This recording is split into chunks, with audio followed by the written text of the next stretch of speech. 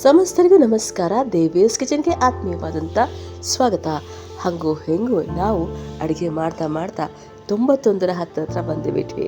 ಇವತ್ತಿನ ದೇವಿಯಸ್ ಕಿಚನಲ್ಲಿ 91ನೇ ಅಡುಗೆ ಏನಪ್ಪ ಅಂದರೆ, ಎಲ್ಲರಿಗೂ ಬಾಯಲ್ಲಿ ನೀರು ತರಿಸುವಂತಹ, ಬಾಯಿಗೆ ಅದ್ಭುತವಾದಂತಹ ರುಚಿ ಕೊಡುವಂತಹ ಗೊಜ್ಜು ಅವಲಕ್ಕಿ. ಈ ಗೊಜ್ಜು ಅವಲಕ್ಕಿಯನ್ನು ಮಾಡೋದು ಹೇಗೆ ಅಂತ ತೋರಿಸ್ಕೊಡಿ ಅಂತ ತುಂಬ ಜನ ಕೇಳ್ತಾ ಇದ್ರು. ಹಾಗಾಗಿ ತೋರಿಸ್ಕೊಡ್ತಾ ಇದ್ದೀನಿ. ಇವತ್ತಿನ ಅಡುಗೆ ಮನೆಯಲ್ಲಿ ಕಲಿಯೋಣ ಗೊಜ್ಜು ಅವಲಕ್ಕಿ. ಅದಕ್ಕಿಂತ ಮುಂಚೆ ಚಾನಲ್ಗೆ ನೀವು ಹೊಸಬರಾಗಿದ್ದರೆ ಖಂಡಿತ ಸಬ್ಸ್ಕ್ರೈಬ್ ಮಾಡ್ಕೊಳ್ಳಿ. ಆಗಲೇ ನೀವು ಸಬ್ಸ್ಕ್ರೈಬ್ ಆಗಿದ್ರೆ ನೋಡಿ ಸಂಪೂರ್ಣವಾಗಿ, ಹಾಗೆ ಎಲ್ಲರೊಂದಿಗೆ ಹಂಚ್ಕೊಳ್ಳಿ ಅಂತ ಹೇಳ್ತಾ ಇದಕ್ಕೆ ಬೇಕಾಗುವಂಥ ಸಾಮಗ್ರಿ ಹೇಳ್ತೀನಿ ನೋಡಿ. 1/4 kg ಅವಲಕ್ಕಿ ಬೇಕಾಗುತ್ತೆ.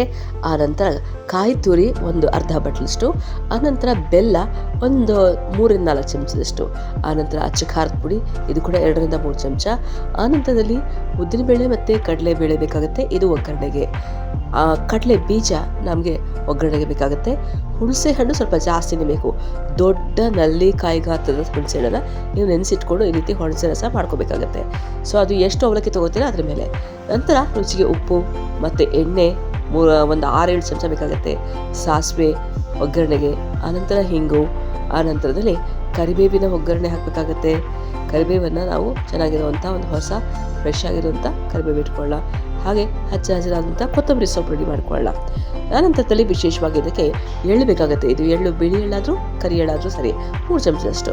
ಸೊ ಈ ಒಂದು ರುಚಿಯಾದ ಅಡುಗೆ ಮಾಡೋದನ್ನು ನೋಡೋಣ ಬನ್ನಿ. ಮೊದಲಿಗೆ ಈ ದಪ್ಪ ಅವಲಕ್ಕಿ ಏನಂತೀವಿ ಇದನ್ನು ತೊಗೊಂಡು ಚೆನ್ನಾಗಿ ಕ್ಲೀನ್ ಮಾಡ್ಕೊಳ್ಳಿ. ಭತ್ತ ಇರೋದ್ರಿಂದ ಕ್ಲೀನ್ ಮಾಡ್ಕೊಳ್ಳಿ. ನಂತರದಲ್ಲಿ ಹುಣಸೆ ಹಣ್ಣಿನ ರಸವನ್ನು ರೆಡಿ ಮಾಡ್ಕೊಳ್ಳಿ. ಚೆನ್ನಾಗಿ ಹುಣಸೆ ಹಣ್ಣು ಕಿವುಚಿ ನೀರಾಗಿ ಒಂಚೂರು ಮಾಡ್ಕೋಬೇಕಾಗುತ್ತೆ.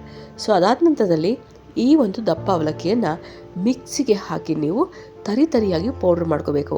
ನೋಡಿ ಹೀಗೆ ತೋರಿಸ್ತಾನಿಲ್ಲ, ಇಷ್ಟಾದರೆ ಸಾಲದು. ಇನ್ನೊಂದು ಸ್ವಲ್ಪ ರವೆ ಥರ, ಈ ರವೆ ಏನಿರುತ್ತೆ ನಮ್ಮ ಉಪ್ಪಿಟ್ಟಿನ ರವೆ, ಆ ರೀತಿ ಹಾಕಬೇಕು. ಸೊ ಅದಾದ ನಂತರ ಈ ಒಂದು ಗೊಜ್ಜು ಏನಿರುತ್ತೆ, ಈ ಹುಣಸೆ ಹಣ್ಣಿನ ಗೊಜ್ಜು ಇರುತ್ತಲ್ಲ, ಇಷ್ಟನ್ನು ನಾವು ಈಗ ಏನಕ್ಕೆ ರೆಡಿ ಮಾಡ್ಕೋಬೇಕು ಅಂದರೆ ಇದಕ್ಕೆ ಎಲ್ಲ ಹಾಕ್ತಾ ಬರಬೇಕು. ಸೊ ತೆಳ್ಳಗೆ ಇರಲಿ ಸ್ವಲ್ಪ ಹುಣಸೆ ರಸ. ನಾನು ಹೇಳಿದಾಗೆ ರುಚಿಗೆ ತಕ್ಕಷ್ಟು ನೀವು ನೆನೆಸಿಟ್ಕೊಳ್ಬೇಕು. ಇದಕ್ಕೆ ನಾವು ಬೆಲ್ಲವನ್ನು ಹಾಕೋಣ. ಸೊ 2-3 ಚಮಚದಷ್ಟು ಬೆಲ್ಲ ಹಾಕಬೇಕಾಗತ್ತೆ.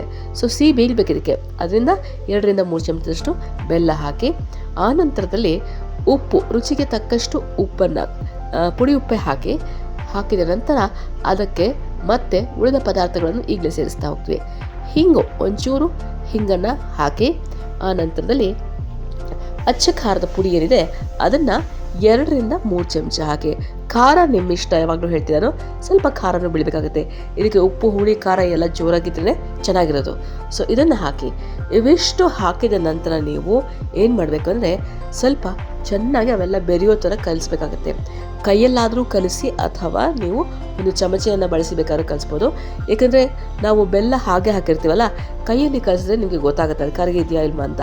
ಸೊ ಎಲ್ಲವನ್ನು ಒಂದು ಹಸಿ ಗೊಜ್ಜು ಥರ ರೆಡಿ ಮಾಡ್ಕೋಬೇಕಾಗತ್ತೆ. ಸೊ ಎಲ್ಲ ಚೆನ್ನಾಗಿ ಕಲಿಸ್ಕೊಂಡಾಗ ಈ ನಮ್ಮ ಬೆಲ್ಲ ಕೂಡ ಸಂಪೂರ್ಣವಾಗಿ ಕರಗಿ ಈ ರೀತಿ ನೀರಾಗಿರಬೇಕು. ಈ ನೀರಾಗಿರೋದಕ್ಕೆ ನೀವು ಇವಾಗ ಆ ಮಿಕ್ಸಿ ಜಾರ್ನಲ್ಲಿ ಏನು ಪೌಡ್ರ್ ಅಂತ ಮಾಡ್ಕೊಂಡಿದ್ರಲ್ಲ, ಚೆನ್ನಾಗಿ ರವೆ ಥರ ಪೌಡ್ರ್ ಮಾಡ್ಕೊಂಡಿದ್ದೀರ, ಅದನ್ನು ನಾವೀಗ ಇದಕ್ಕೆ ಹಾಕ್ಕೊಳ್ತಾ ಹೋಗೋಣ. ಸೊ ಯಾವಾಗಲೂ ನಿಮಗೆ ಎಷ್ಟು ಗೊಜ್ಜಿರಬೇಕಾದ್ರೆ ಇದು ಕಲಿಸಿದ ಕೂಡಲೇ ಇದು ಮುಳುಗಿಬೇಕಷ್ಟೇ, ಅದಕ್ಕಿಂತ ಜಾಸ್ತಿ ನೀರಾಗಿ ಮಾಡ್ಕೋಬೇಡಿ. ಇದೆಲ್ಲ ಚೆನ್ನಾಗಿ ಹೀರ್ಕೊಳ್ಳುತ್ತೆ. ಹಾಗಾಗಿ ಇದು ಎರಡೂ ಕಲಿಸಿದ್ರೆ ಸಮ ಅನಿಸ್ಬೇಕು. ಆ ಥರದಲ್ಲಿ ನೀರಾಗಿ ಈ ಥರ ಇರಬೇಕಷ್ಟೇ. ಅಷ್ಟಾಗೋ ಥರ ನೀವು ಅದನ್ನು ಬೆರೆಸಿರಿ. ಒಂದು 5 ನಿಮಿಷಕ್ಕೆ ಚೆನ್ನಾಗಿ ಅದು ಗಟ್ಟಿಯಾಗಿ ಹೋಗುತ್ತೆ. ಈಗ ಬಾಣಲೆ ಇಟ್ಬಿಡೋಣ. ಬಾಣಲೆ ಇಟ್ಟು ಅದಕ್ಕೆ ಒಂದು 4-5 ಸ್ಪೂನ್ ಎಣ್ಣೆ ಹಾಕೋಣ. ಯಾಕಂದರೆ ಮೊದಲಿಗೆ ಕಡಲೆಕಾಯಿ ಬೀಜನ ನಾವು ಮೊದಲು ಕರ್ಕೋಬೇಕಾಗತ್ತೆ. ಒಗ್ಗರಣೆಗೆ ಒಟ್ಟಿಗೆ ಹಾಕಿದ್ರೆ ಸೀದೋಗ್ಬಿಡುತ್ತೆ. ಅದಕ್ಕೋಸ್ಕರ ಈ ರೀತಿ ಕೆಂಪಾಗಿ ಹುರ್ಕೊಂಡಾಗಿ ನಂತರ ಅದನ್ನು ಪಕ್ಕದಲ್ಲಿ ಇಟ್ಕೊಳ್ಳೋಣ. ಈಗ ಸಾಸಿವೆ ಹಾಕಿ ಅದು ಚೆನ್ನಾಗಿ ಚಿಟಪಟ ಅಂದ ಕೂಡಲೇ ಉದ್ದಿನಬೇಳೆ ಮತ್ತು ಕಡಲೆಬೇಳೆಯನ್ನು ಹಾಕೋಣ. ಎರಡೂ ಕೂಡ 1 ಚಮಚ ಹಾಕಿ, ಆನಂತರ ಈಗ ಒಂದು ಚೂರು ಹಿಂಗನ್ನು ಹಾಕಬೇಕು. ನಾನು ಹಾಕಿದ್ನಲ್ಲ, ಈಗ ಒಂದು ಚೂರು ಹಿಂಗನ್ನು ಹಾಕಿ ಇವೆಲ್ಲ ಆಗೋವರೆಗೂ ಸ್ವಲ್ಪ ಕಾಯಿರಿ. ಚೆನ್ನಾಗಿ ಕೆಂಪಗಾಗಬೇಕು. ಸೊ ಕೆಂಪಗೆ ಈ ಒಂದು ಉದ್ದಿನಬೇಳೆ ಮತ್ತು ಕಡಲೆಬೇಳೆ ಆದ ನಂತರ ನಾವು ಅದಕ್ಕೆ ಏನು ಮಾಡ್ತೀವಿ ಅಂದರೆ, ಈಗ ಕಡಲೆ ಬೀಜ ಇರ್ತಲ್ಲ ಅದನ್ನು ಹಾಕ್ಬಿಡ್ತೀವಿ. ಹಾಗೆ ಸ್ವಲ್ಪ ಕರಿಬೇವು ಇವಾಗಲೇ ಹಾಕಿರ್ತೀವಿ. ಹಾಕಿದ ನಂತರ ಈ ಮಿಶ್ರಣ ಏನಿತ್ತು ನಾವು ಎಲ್ಲ ಕಲಸಿಟ್ಕೊಂಡಿದ್ದಿಲ್ಲ ಅದನ್ನು ಹಾಕಿಬಿಟ್ಟು ಕಲಿಸ್ತಾ ಹೋಗಬೇಕು. ಈಗ ನಮಗೆ ಮೇಲೆ ಉಪ್ಪು ಖಾರ ಹಾಕೋದೇನಿಲ್ಲ, ಇದು ಬರೀ ಹಾಕಿ ಮಿಶ್ರ ಮಾಡೋದಷ್ಟೇ. ಸೊ ಈಗ ಏನು ಮಾಡಬೇಕಂದ್ರೆ ಸ್ವಲ್ಪ ಫ್ಲೇಮ್ ಕಮ್ಮಿ ಮಾಡ್ಕೊಳ್ಳಿ, ಇಲ್ಲಾಂದರೆ ಎಲ್ಲ ತಳ ಅಂಟ್ಕೊಂಡು ಬರುತ್ತೆ. ಸೊ ಉರಿ ತುಂಬ ಮಂದಗತಿಯಲ್ಲಿರಬೇಕು. ಮಂದಗತಿಯಲ್ಲಿದ್ದಾಗ ಇದನ್ನು ಹಾಕಿಬಿಟ್ಟು ಚೆನ್ನಾಗಿ ಕಲಿಸ್ಬೇಕು. ಒಗ್ಗರಣೆಗೆ ಹೊಂದ್ಕೊಳ್ಳೋ ಥರ ಚೆನ್ನಾಗಿ ಕಲಿಸ್ಬೇಕು. ಸೊ ಇದನ್ನು ಗಂಟು ಏನಾಗೋದಿಲ್ಲ, ಆದರೆ ನೀವು ಪುಡಿಯಾಗಿ ಬರೋ ಥರ ಕಲಿಸ್ಕೋಬೇಕಾಗತ್ತೆ.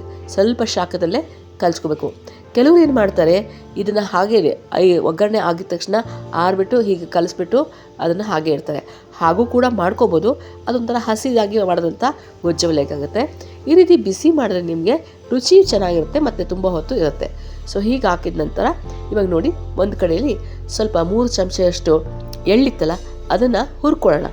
ಇದು ಕರಿ ಎಳ್ಳಾದರೂ ಪರವಾಗಿಲ್ಲ, ಬಿಳಿ ಎಳ್ಳಾದರೂ ಪರವಾಗಿಲ್ಲ, ಯಾಕಂದರೆ ಎಳ್ಳು ಅದ್ಭುತವಾದಂಥ ರುಚಿಯನ್ನು ಕೊಡುತ್ತೆ.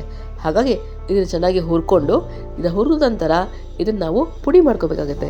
ಚೆನ್ನಾಗಿ ಪುಡಿ ಮಾಡ್ಕೊಳ್ಳೋಣ. ನಮ್ಮ ಜಜ್ಜು ಕಲ್ಲಲ್ಲಿ ತೊಗೊಂಡು ಅಥವಾ ಒರಳಲ್ಲಿ ಹಾಕ್ಕೊಂಡು ಪುಡಿ ಮಾಡ್ಬೋದು, ಅಥವಾ ಮಿಕ್ಸಿಲಿ ಬೇಕಾದ್ರೂ ಹಾಕ್ಕೊಂಡು ಪುಡಿ ಮಾಡ್ಬೋದು. ಇದಿಷ್ಟು ಆದ ನಂತರ ಚೆನ್ನಾಗಿ ಈ ರೀತಿ ಕಲಿಸ್ಕೊಂಡಿದ್ವಲ್ಲ, ಇದಕ್ಕೆ ಕೊತ್ತಂಬರಿ ಸೊಪ್ಪು ಒಂದು ಸ್ವಲ್ಪ ಚೆನ್ನಾಗಿ ಧಾರಾಳವಾಗಿ ಹಾಕಿ, ಆಮೇಲೆ ಹಸಿ ಕಾಯಿ ತುರಿ ಅರ್ಧ ಬಟ್ಲಿತ್ತಲ್ಲ, ಕಾಯಿ ತುರಿ ಕಂಪಲ್ಸರಿ, ತುಂಬ ಚೆನ್ನಾಗಿ ರುಚಿ ಬರೋಕ್ಕೆ ಕಾಯಿ ತುರಿ ಅರ್ಧ ಬಟ್ಲು ಹಾಕಲೇಬೇಕು. ಈ ಎಳ್ಳು ಇದನ್ನು ಎಲ್ಲ ಹಾಕಿ ಚೆನ್ನಾಗಿ ಕಲಿಸ್ತಾ ಹೋದರೆ ಅದ್ಭುತವಾದಂಥ ಬಣ್ಣ ಬರುತ್ತೆ.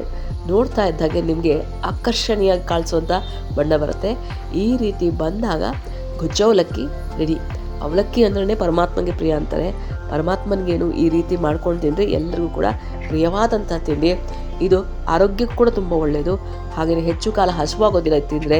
ಇದ್ರ ಜೊತೆಗೆ ಒಂದೇ ಒಂದು ಕಪ್ ಮೊಸರು ನಿಮಗೆ ಅಭ್ಯಾಸ ಇದ್ದರೆ ಅದ್ರ ಜೊತೆಗೆ ನೆಂಚ್ಕೊಳ್ಳೋಕೆ ತಿಂದ್ಬಿಟ್ರೆ ಫಸ್ಟ್ ಕ್ಲಾಸ್. ಇದು ಹೀಗೆ ತುಂಬ ಚೆನ್ನಾಗಿರುತ್ತೆ. ಅಭ್ಯಾಸ ಇರೋರು 1 ಕಪ್ ಮೊಸರನ್ನು ಹಾಕ್ಕೋಬೋದು. ನೋಡಿ, ಅತ್ಯಾಕರ್ಷಕವಾದಂತಹ ರುಚಿಯಾದಂಥ ಉಪ್ಪು ಹುಳಿ ಮಿಶ್ರಿತವಾದಂತಹ ಸಿಹಿ ಮಿಶ್ರಿತವಾದಂತಹ ಗೊಜ್ಜು ಅವಲಕ್ಕಿ ರೆಡಿ. ಇಷ್ಟ ಆಯ್ತಲ್ಲ? ಸೊ ಖಂಡಿತ ಟ್ರೈ ಮಾಡಿ. ಕೆಡೋದಿಲ್ಲ ಅಡುಗೆ, ತುಂಬ ಸಿಂಪಲ್ಲು. ಮಾಡಿ ಟ್ರೈ ಮಾಡಿ. ಹೇಗೆ ಅನಿಸ್ತು ರೆಸಿಪಿ ಅಂತ ನನಗೆ ಹೇಳಿ. ದೇವೀಸ್ ಕಿಚನ್ ಅಡುಗೆ ಬರ್ದಿರೋರು ಅಡುಗೆನ ಇಲ್ಲಿಂದ ಆರಂಭ ಮಾಡಿ. ಸೊ ಮತ್ತೆ ಇನ್ನೊಂದು ವಿಚಾರ ತೊಗೊಂಡು ಇನ್ನೊಂದು ಅಡುಗೆ ತೊಗೊಂಡು ಬರ್ತೀನಿ. ನಮಸ್ಕಾರ.